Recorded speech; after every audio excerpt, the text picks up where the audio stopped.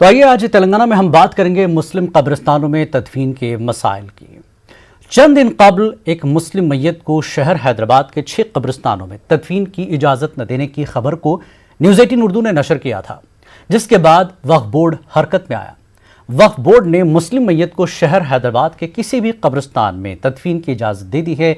इससे मुताल्लिक़ कल वक्फ बोर्ड के चेयरमैन मोहम्मद सलीम ने हेल्प डेस्क कायम करते हुए हेल्पलाइन नंबर भी जारी किया।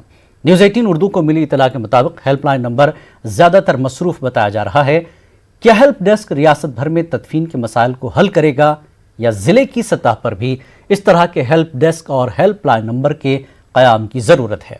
इस वाक़े के बाद मीडिया के सामने वक्फ बोर्ड चेयरमैन ने बहुत जज्बाती बातें की, लेकिन क्या अभी तक मुतवल्लियों और कब्रिस्तान कमेटियों को कोई तहरीरी अहकामात जारी किए गए हैं? इस पूरे मामले पर बातचीत के लिए हमारे साथ वक्फ बोर्ड के रुकन एडवोकेट अब्दुल वहीद और MBT लीडर अमजदुल्ला खान, इनके अलावा कांग्रेस के तर्जुमान तेलंगाना के शुजात अली सूफ़ी साहब को भी हम जोड़ेंगे। और इस वक्त हमारे साथ शुजात अली सूफ़ी साहब कांग्रेस तर्जुमान और अमजदुल्ला खान खालिद TDP लीडर हमारे साथ जुड़ चुके हैं। आप दोनों का खैर मकदम है।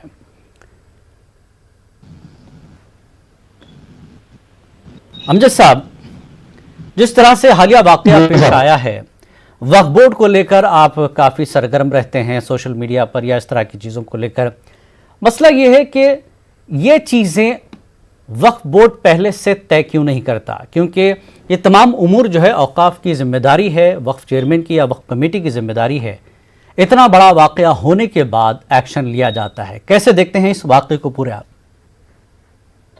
नहीं, देखिए कि सबसे कमज़ोर अगर कोई दफ्तर है गवर्नमेंट एजेंसीज में तो वो है हमारा वक्फ बोर्ड। हालांकि सबसे रिचेस्ट अगर कोई इदारा आप देख सकते हैं तो वो है वक्फ बोर्ड। तो इसको जो है सिस्टमेटिक तरीके से कमज़ोर किया गया है। चाहे कोई भी हुकूमत रहने दीजिए, कांग्रेस रहने दीजिए, TDP रहने दीजिए या मौजूदा TRS पार्टी रहने दीजिए, जब तक कायदीन अपोजिशन में रहते हैं सबको वक्फ बोर्ड की हमदर्दी रहती है। लेकिन पिछले 3 गवर्नमेंट की तरफ से हमारा 12 मुतालिबा है कि कमिश्नरेट के पावर्स दिया जाए। अगर वक्फ बोर्ड को कमिश्नरेट के पावर्स दिए जाएंगे तो ये करोड़ों रुपए की जो जायदाद है वक्फ बोर्ड की, उसकी हिफाजत की जाएंगी जी। तो इसमें जो है कि ना किसी जितनी भी गवर्नमेंट्स आए हैं ये तमाम जो है वक्फ बोर्ड को सिर्फ लूटने का काम किए, लेकिन किसी भी गवर्नमेंट ने वक्फ बोर्ड को बचाने का या वक्फ की जायदादों को बचाने का काम नहीं किया है जी। जो मौजूदा चेयरमैन होता है वक्फ बोर्ड का, ये बिल्कुल एक डम्मी कैंडिडेट रहता है, इसके हाथ में कोई पावर नहीं। देखिए, कैंडिडेट कौन डम्मी होता है क्या, लेकिन एक सरकार का हिस्सा है। सरकार यानी एक तरह से उसको सरकार ही मानेंगे हम। आप जब तक वक्फ बोर्ड को कमिश्नरेट के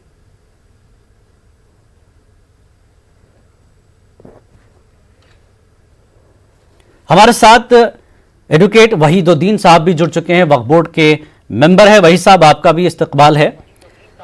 मुस्लिम मैयत की तदफीन को लेकर जो बड़ा वाक़या पेश आया है, इसके बाद औकाफ जागता है 5-6 दिन के बाद, हंगामी मीटिंग होती है, चेयरमैन साहब बातें बहुत अच्छी करते हैं, जज्बाती बातें हैं मीडिया के सामने। ऐसे वाक़यात होने के बाद हम कार्रवाई करेंगे, पुलिस की मदद लेंगे, ये सारी चीज़ें होती हैं। अब सवाल ये है कि इस वाक़े के बाद क्या मीडिया के सामने सिर्फ ज़बानी बातें हुई या वाकई पहले से औकाफ में इस तरह का कोई तरीक़ेकार है जिस पर कार्रवाई हो और ये अहकामात क्या तहरीरी तौर पर जारी हुए हैं कब्रिस्तान कमेटियों को? वहीद साहब।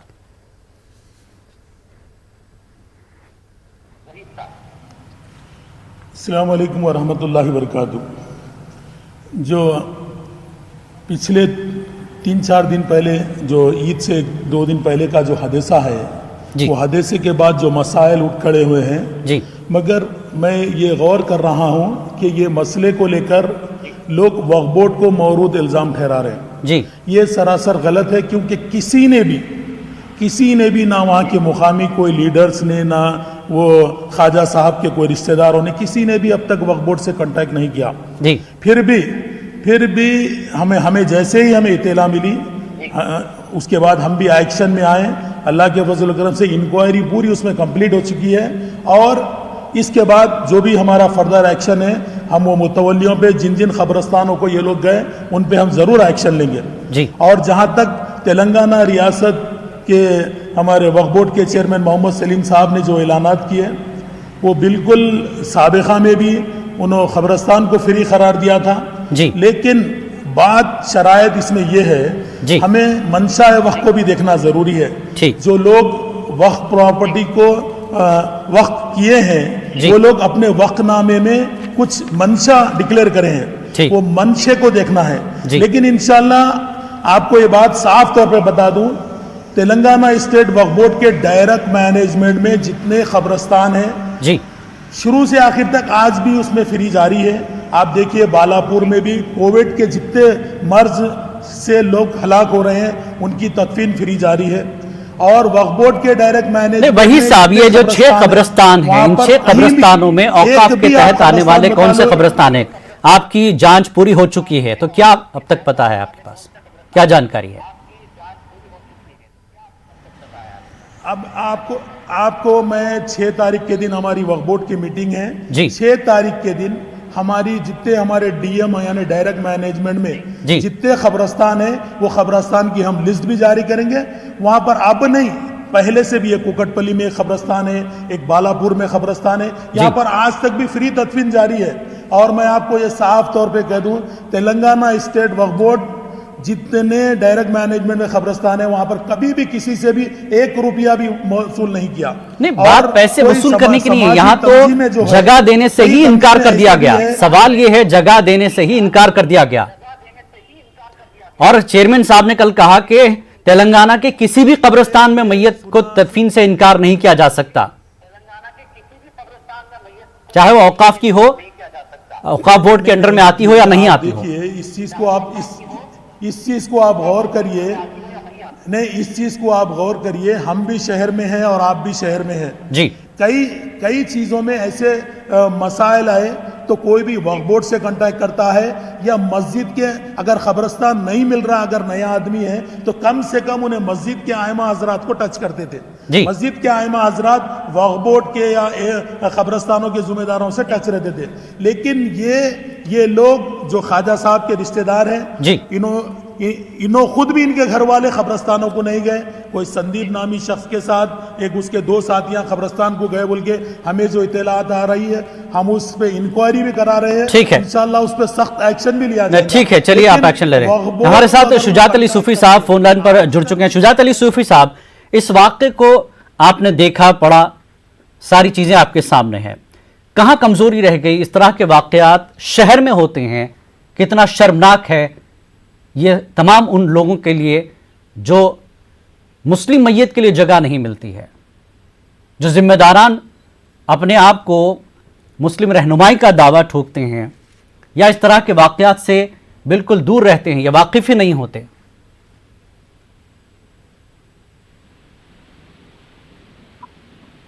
शुजात साहब। जिलानी, मैं तो सबसे पहले उन हिंदू भाइयों से इज़हार तशक्कुर करूंगा जी, जिन्होंने इंसानियत का एक बेहतरीन सबूत दिया है। बिल्कुल उसके बिल्कुल। बाद मैं वक्फ बोर्ड की सख्त अल्फाज में मजम्मत करूंगा, क्योंकि ये जो इदारा है मजहूल है और थर्ड रेट है। होना तो ये चाहिए कि 2 महीने 3 महीने में एक बार मुतवल्लियों से मीटिंग होनी चाहिए, इनकी इजलास होना चाहिए, तालमेल होना चाहिए, खबरस्तान में कितनी जगह है उस पर बहस होनी चाहिए, और मजीद खबरस्तान की जरूरत है तो जगह देने की बात होनी चाहिए। ये सब नहीं करके हमने ऐसा किया, हमने वैसा किया, ये जो थर्ड रेट टाइप की जो मेंटालिटी है इसको खत्म होना चाहिए जी। कई जगह पर ऐसा भी हुआ कि हिंदू मैयत को उनके रिश्तेदारों ने छूने से इनकार कर दिया, तो मुसलमानों ने उनकी जो है मदद की। बिल्कुल, इस तरह के वाक़यात को भी देखने को आए हैं। लूंगा क्योंकि हिंदुस्तान में इंसानियत जो है पूरे अरूज पर है। बिल्कुल, हिंदुस्तान में अगर इंसानियत नहीं होती तो हमारी जो तारीख है 5000-6000 साल की, वो जो है बरकरार नहीं होती थी। बिल्कुल। तो मेरा ये दावा है कि वक्फ बोर्ड इंतहाई मजहूल है, उसमें जो काम करते हैं वो लोग करप्ट हैं, वो सिर्फ जो है मैनेज करते हैं, करप्शन करके मुतवल्लियों को मैनेज करते हैं, इसके अलावा वो लोग कोई काम नहीं कर रहे हैं। किराए नहीं बढ़ाते। ठीक है, बिल्कुल, बेशक इन हालात के बीच में हिंदू हो या मुसलमान भाइयों ने एक दूसरे के लिए जो काम किया है वो काबिल तारीफ है। और इस मैयत को लेकर हालांकि ये भी कहा गया 50 रुपए का बॉन्ड उन्होंने दिया कि इसको कच्ची खबर आप दे दीजिए, वो बॉन्ड लेकर आता है हिंदू भाई। हम उसकी भी बहुत उसकी सराहना करते हैं, तारीफ करते हैं कि जब तक इस तरह का जज्बा कायम रहेगा, लोगों में मेल मिलाप और मोहब्बत बाकी रहेगी। अमजदुल्ला खान खालिद, आप अपनी बात पूरी नहीं कर पाए इस वक्त कि वक्फ बोर्ड के दावे यही हैं कि साहब हम काम कर रहे हैं, हमारे जो कमेटी के तहत जो कब्रिस्तान आते हैं वहां सारी चीजें ठीक है, फिर ये मसला हुआ क्यों? फिर साहब वक्फ बोर्ड कैसा काम कर रहा है देखिए जी कि आज 2 साल से जो है हमारे सीएम साहब वक्फ बोर्ड के दफ्तर को लाक डाल दिए। वक्फ बोर्ड का सारा रिकॉर्ड जो है लॉकअप में है। कई अहम जो अदालत में केसेस चल रहे हैं वक्फ बोर्ड उसको हारते जा रही है और वक्फ बोर्ड काम कर रही है। टीआरएस के कोई भी मुस्लिम कायदीन या कोई भी वक्फ बोर्ड के मेंबर में ये दम नहीं है कि जाके चीफ मिनिस्टर से 2 साल से नुमाइंदगी नहीं करे कि भाई आप ये लाख क्यों डाले, लाख खोलो बोल। या कोई मुस्लिम एमएलए एमपी में ये हिम्मत नहीं है कि जाके सीएम साहब को एक मेमोरेंडम नहीं पेश कर रही। या वो जो जितने टीआरएस गवर्नमेंट को मदद किए इलेक्शन में, जितने उलमा मशाइखीन, कोई एक भी 2 साल में जाके ये नहीं बोल रहे कि साहब ये लाख क्यों डाले दफ्तर को, आप लाख खोलिए हमारे। अमजदुल्ला खान साहब, ठीक है, वाकया हो गया है, वो तहकीकात की चीजें, कानूनी चीजें आई थी। मैं ये जानना चाह रहा हूं औकाफ में क्या कोई तरीका, सिस्टम कोई ऐसा है आपकी नजर में जिसमें खामियां हैं, जिसकी वजह से ये वाकयात आ रहे हैं कि मुस्लिम मैयतों के लिए एक मसला खड़ा हो रहा है अभी? नहीं, आप देखिए साहब, अब जो मौजूदा हैदराबाद में जितने कब्रिस्तान हैं, आप देखिए जो बड़े बड़े कब्रिस्तान है, सुल्तान दायरा कब्रिस्तान है, दरगाह ये सुल्तान शाही में जो मीर मोमिन साहब का दायरा है जी, जितने आप चाहे वो मिसरीगंज का कब्रिस्तान लीजिए, नामपल्ली दरगाह का कब्रिस्तान लीजिए, ये तकरीबन खबर जो है फुल हो गए। बहुत कम, मैं समझता हूँ एक 5%, 10-8% उतनी जगह खाली है जी। हुकूमत की तरफ से। हमारे जो आप देखिए, आप मसाजिद बना रही, आप मदरसे बना रही, आप जो है हाउसिंग सोसाइटी के लिए जमीन दे रही। हुकूमत की तरफ से हर डिस्ट्रिक्ट में कम से कम एक 50 एकड़ हमारे को कब्रिस्तान के लिए नई जगह देना चाहिए जी। आबादी दिन पे दिन बढ़ते जा रही। बिल्कुल, आप बोल रहे हैं कि भाई मुतवल्ली हजरात यहाँ पर नहीं दिए, यकीनन बहुत शिकायत आ रही है, मुतवल्ली हजरात पैसे मांग रही, बिल्कुल, कब्रिस्तान की जगह नहीं दे रही, पकाल दे रहे हैं, अमीर को। बिल्कुल वही साहब, वक्फ बोर्ड में कब्रिस्तान कमेटियां जो रजिस्टर्ड हैं, जो मुतवल्लियां आपके तहत आते हैं, किस तरह की गाइडलाइंस है मुतवल्लियों के लिए? चेयरमैन साहब ने तो कहा कि मुतवल्ली सिर्फ निगरान कार है, निगरानी उसकी जिम्मेदारी है, वो इनकार नहीं कर सकता किसी मैयत को, ठीक है, लेकिन गाइडलाइंस क्या पहले से वक्फ बोर्ड में तय हैं जिसको मुतवल्ली नहीं मान रहे हैं? कमियां मुतवल्ली की तरफ से है या फिर वक्फ बोर्ड बदनाम हो रहा है? वही साहब, एक बात अभी जो मेरे दोस्त जो भी अपोजिशन की तरफ से बैठे हैं, मैं उन्हें एक बात कहूं, ये कब्रिस्तान में अगर ख्वाजा अमजदुल्ला खान खालिद हैं आपके साथ, इसके जिम्मेदार और शुजात अली सूफी साहब हैं, दोनों को आप बहुत अच्छे से जानते हैं। आप भी हाँ, नहीं, क्योंकि वक्फ बोर्ड को जो इल्ज़ाम ठहरा रहे वो बिल्कुल गलत है। वक्फ बोर्ड के जो एम्प्लॉइज है कोई फरिश्ते नहीं है जो गायब का इल्म रख सके। कोई हमारे से कांटेक्ट करा तो हम उसको ज़रूर दिलाएंगे।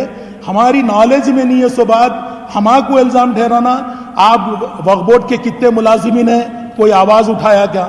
वक्फ बोर्ड के मुलाजिमीन जितने हैं पूरे तेलंगाना रियासत में, एक ज़िले में एक इंस्पेक्टर है, एक जिले में एक इंस्पेक्टर है जी। वो अपनी सर पे कफन बांधकर निकलता है जगह की हिफाजत के लिए जी, और बार बार हर मसले में लेकर वक्फ बोर्ड को इल्जाम ठहराना में बिल्कुल गलत है। नहीं, मैं भी यही चाह रहा हूँ, देखिए मैं यही जानना चाह रहा हूँ कि औकाफ पर वक्फ बोर्ड पर इल्जामात, वक्फ बोर्ड पर इल्जामात ना लगे। वक्फ बोर्ड के जो अहकामात है, उसके जो कायदे हैं, उसके जो तरीके हैं, वो आम लोगों तक पहुंचे आज न्यूज़ 18 नेटवर्क की जानिब से कि आपके अहकामात क्या है मुतवल्लियों को। ये नहीं कि मीडिया के सामने सिर्फ आप जबानी बातें कर दें, गाइडलाइंस आप जारी करिए, और अगर कोई इनकार करता है तो उसी वक्त उसके साथ कार्रवाई होनी चाहिए। 5-6 दिन का वक्त नहीं लगना चाहिए, और पहले तो कोई इनकार ही ना करे। अगर उसके पास आपके वक्फ बोर्ड की गाइडलाइंस है तो वो इनकार करने की हिम्मत ही ना करे, पहली बात।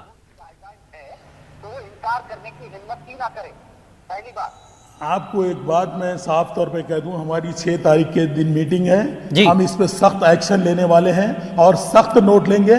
और एक बात साफ तौर पे बता दूं आपको, ये जितनी वक्फ जायदादें हैं, ये जितने वक्फ जायदादें हैं, जो कब्रिस्तान है या ईदगाहें हैं, ये जितने भी है, किसी ना किसी के वक्फ किए हुए जायदादें हैं। ये आसमान से आई हुई जायदादें नहीं है, और ये कोई ना कोई एक बुजुर्ग हस्ती इसको वक्फ किया है, और उन्होंने एक वक्फनामा भी दिया है जिसको मंशा वक्फ कहा जाता है। जी बिल्कुल, वो मंशा वक्फ के तहत ही उसका काम होगा। इसके ऊपर गैर जरूरी वावेला मचाने की जरूरत नहीं, बिल्कुल नहीं होना चाहिए। हम भी यही चाहते हैं। चलिए एक छोटा सा ब्रेक यहाँ पर लूंगा, आप तीनों मेरे साथ जुड़े रहिए। सलीम साहब ने यह भी कहा था कि कब्रिस्तानों में फ्री तदफीन होगी। क्या वाकई फ्री तदफीन हो रही है या फिर खबरें बेची जा रही हैं लाखों रुपए में? छोटे से ब्रेक के बाद।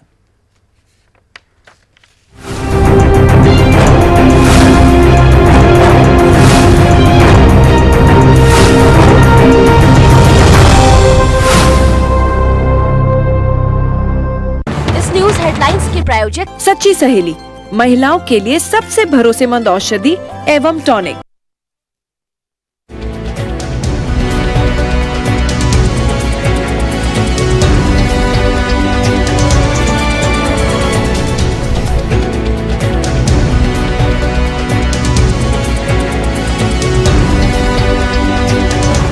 हेडलाइंस के प्रायोजक सच्ची सहेली, महिलाओं के लिए सबसे भरोसेमंद औषधि एवं टॉनिक। ये आज मोदी के दौर का भारत है। हम चाइना के सामने भी मजबूती से खड़े हैं। वहाँ पर एक नीतीश कुमार का चेहरा है जो बीजेपी के नहीं है। नीतीश कुमार जी की क़यादत में ही चुनाव लड़ेंगे। क्या ये जो कोरोना पैंडेमिक, ये जो वबा है, ये बहुत सारी चीजों को बदल कर रख देगा? बदल गई है दुनिया, ये बात आप मान लीजिए जी। कोरोना पैंडेमिक ऐसा है जो बड़ा सेकुलर टाइप की बीमारी है। न ये मुल्क देखता है, न ये जात मजहब देखता है, न रंग देखता है। जो चैलेंजेस हैं और जो चुनौती है उसको अवसर में हम लोग बदलेंगे। बीजेपी के कौमी तर्जुमान। ग़ज़वा तेलंगाना में आज हम बात कर रहे हैं मुस्लिम मैयत और कब्रिस्तान के मसाइल पर। 3 खास मेहमान, शुजात अली सूफी साहब, अमजदुल्ला खान खालिद और वहीदुद्दीन एडवोकेट, रुकन वक्फ बोर्ड हमारे साथ तीनों मेहमान जुड़े हुए हैं। सूफी साहब, क्या लगता है आपको कि औकाफ का जो सिस्टम है उसमें जो कमियां हैं, 6 तारीख को मीटिंग हो रही, वही साहब बता रहे हैं, किस तरह की चीज़ें होनी चाहिए ऐसे मसाइल दोबारा सामने पेश ना आए? क्या चीज़ें शामिल की जाएं औकाफ बोर्ड में और मुतवल्ली ख़तई इनकार न कर सके? सूफी साहब।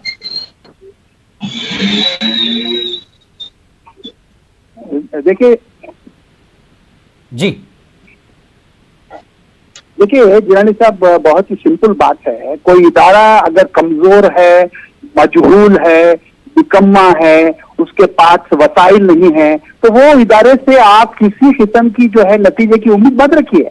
अभी वही साहब ने ये कहा कि हमारे पास कितने मुलाजिम हैं, हर डिस्ट्रिक्ट में एक इंस्पेक्टर है, तो वो खुद इस बात का सबूत है कि आप निकम्मे हैं। आप बढ़ाइए, इंस्पेक्टर्स को बढ़ाइए, लोगों को लीजिए, आउटसोर्सिंग से लोगों को लीजिए, उनको जो है मुनासिब तनख्वाह दीजिए, उनको जो है करप्शन करने का मौका न दीजिए, अच्छी तनख्वाह दीजिए उनको, तो आप जो है काम कर सकेंगे।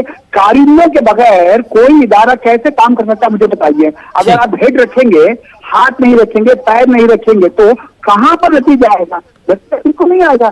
इनकी 6 तारीख को मीटिंग है, बल्कि हर महीना 6 मीटिंग भी हो जाए तो मुझे नहीं लगता ये कोई रिजल्ट आएगा इनके पास। ठीक है, अमजदुल्ला खान खालिद, आपको क्या लगता है वक्फ बोर्ड को मजबूत किया जाए? सिर्फ तनकीद नहीं होनी चाहिए वक्फ बोर्ड पर, वक्फ बोर्ड को मजबूत किया जाए। कुछ सजेशंस आपके जहन में हो कि इस तरह के मसाइल शहर में कम से कम ना हो?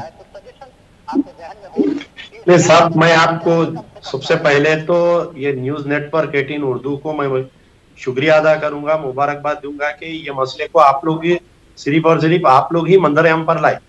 मैं खुद उस मुकाम पर गंदमगुड़ा, बंदलागुड़ा, जागीर जब गया तो ये न्यूज नेटवर्क की न्यूज देख कर गया। अभी हमारे वहीद साहब बोल रहे थे कि जो ख्वाजा साहब मरे उनके कोई लोग हमारे कने अभी तक नहीं आए बोले जी। अरे भाई, आप जाना था वहां पर बहैसियत वक्फ बोर्ड रुकन, आपके चेयरमैन बहैसियत वक्फ बोर्ड चेयरमैन, जुमला 12 या 15 वक्फ बोर्ड के मेंबर है, एमएलए एमपी भी मेंबर है उसमें। नहीं, लेकिन अमजदुल्ला खान खालिद, चेयरमैन सलीम साहब का भी यही कहना, वही साहब भी यही कह रहे हैं कि हमको क्या ख्वाब पड़ेगा, हमको कोई इतला करे कम से कम, हम फौरी एक्शन लेते। नहीं, क्यों नहीं गया? वक्फ बोर्ड के कोई अराकीन या चेयरमैन जब ये न्यूज नेटवर्क 18 उर्दू पे ये न्यूज आई थी, आप लोग देखे, क्यों नहीं गए? मैं पूछ रहा हूँ, आपकी जिम्मेदारी है जाके उनके अफराद खानदान से मिलना। आप उल्टा बोल रहे हैं कि उनके कोई अफराद खानदान आके हमसे नहीं मिले, ठीक है वही साहब, नहीं करे बोल रहे हैं। वही साहब एक वाकया ये जरूर हो गया है। मैं चाहता हूं कि औकाफ के कब्रिस्तान, उनकी कमेटियां, मुतवल्ली के अलावा जो निजी तौर पर देखते हैं कब्रिस्तान कमेटियां, मस्जिद कमेटियां, क्या वक्फ बोर्ड की कानूनी इतनी हैसियत है कि वो निजी कमेटियों के, कब्रिस्तान कमेटियों को भी अहकामात सादिर करे? कितनी कानूनी अहमियत होगी और कितना आप इस पर अमल कराएंगे वहीद साहब?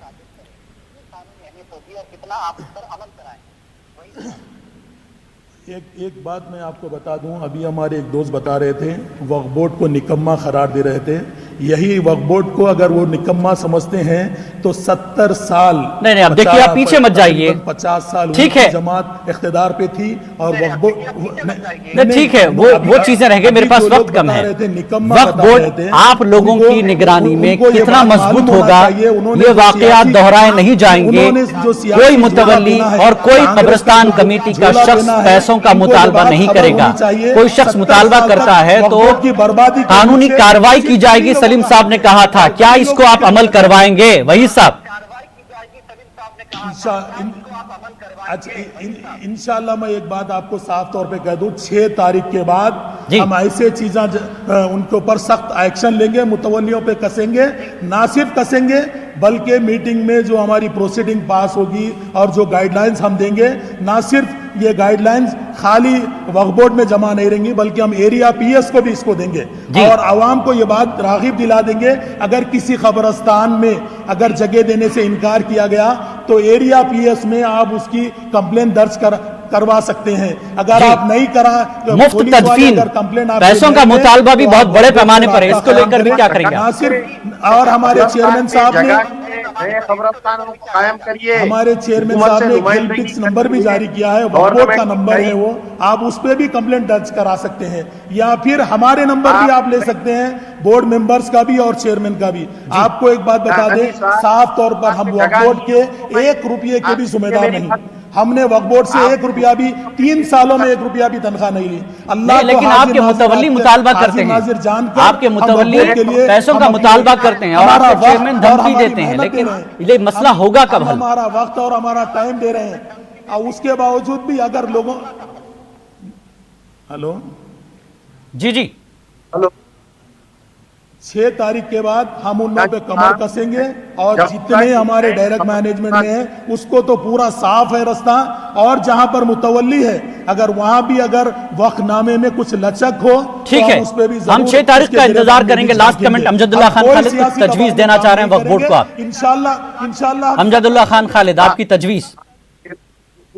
मौजूदा हैदराबाद में और सराउंडिंग्स में जी, सराउंडिंग म्युनिसिपैलिटीज में जितने कब्रिस्तान है वो पूरे फुल हो गए, जगह नहीं है। आप समझो मेरी बात को, वक्फ की जायदाद जहां पर खुली है या गवर्नमेंट जहां लैंड है, गवर्नमेंट ग्रेवयार्ड्स के लिए जगह अलॉट करना, ये मसला सिर्फ मुस्लिम ग्रेवयार्ड का नहीं है, क्रिश्चियन ग्रेवयार्ड को भी जगह, क्रिश्चियन ग्रेवयार्ड में भी आप जाइए, जगह नहीं है। बिल्कुल, हिंदू ठीक है, ये वक्फ बोर्ड, मुस्लिम वक्फ बोर्ड का मामला है। अमजदुल्लाह खान खालिद 6 तारीख को आपके अपने सजेशन दे सकते हैं आप वक्फ बोर्ड को। सिर्फ तनकीदों के साथ काम नहीं होगा। हम उम्मीद करते हैं कि वक्फ बोर्ड जो है अपने काम बखूबी अंजाम देगा।